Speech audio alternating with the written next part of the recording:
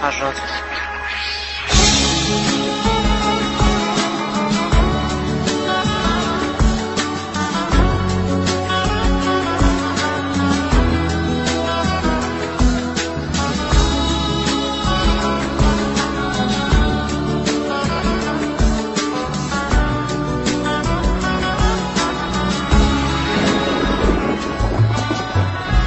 قسمت نشد ببینم خدا نگهداری کنم، فرصت نشد بمونم و از تو نگهداری کنم.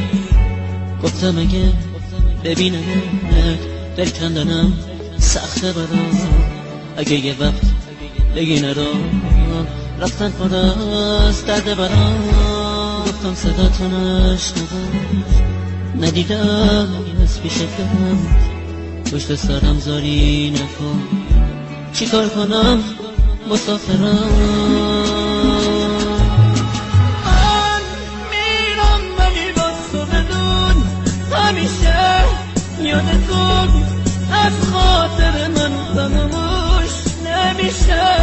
گل من خوب میدونی بی تو تنهام عزیزم، اگه تو نباشی میمیرم.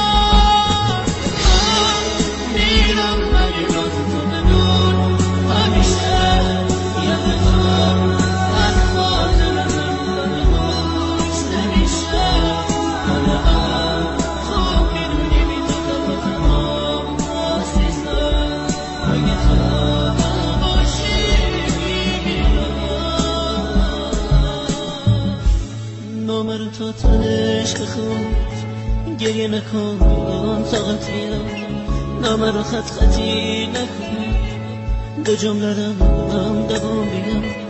باور نکن یه بی وفا نامه میذارم و میرم، نه قسمت زندگی اینه به کی بگم مسافرم.